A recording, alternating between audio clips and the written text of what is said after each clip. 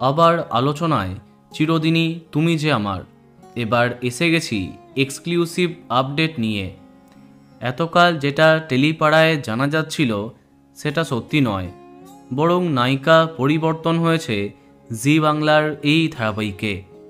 হ্যাঁ, সম্প্রতি ধারাবাহিকে দেখা যাচ্ছে যখন অপর্ণা মনে করছিল যে আর্য স্যার তার মনের কথা বুঝতে পেরেছে, ঠিক তখনই বড় আঘাত পায় অপর্ণা।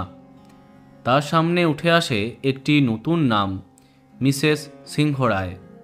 অপর্ণার মনে হয় ইনি হয়তো আর্য স্ত্রী, কিন্তু আসলে মিসেস সিংহ রায় বাড়ির কর্ত্রী, অর্থাৎ আর্যর মা। এবার এই চরিত্রে অভিনেত্রী পরিবর্তন হবার আপডেটটা সামনে এলো।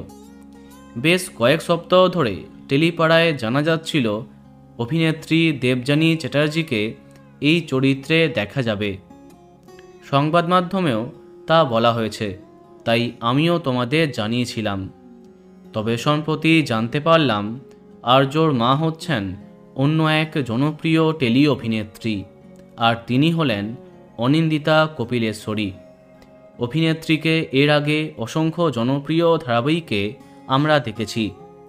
মায়ের চরিত্রে তার অভিনয় অনবদ্য। চিরদিনই তুমি যে আমারে দেবযানী চ্যাটার্জির পরিবর্তে তাকেই দেখা যাবে মিসেস সিংহ রায় চরিত্রে। তার সাথে গল্পে আরও কিছু নতুন চরিত্রের আগমন হচ্ছে। আরও জমে উঠবে চিরদিনই তুমি যে আমার।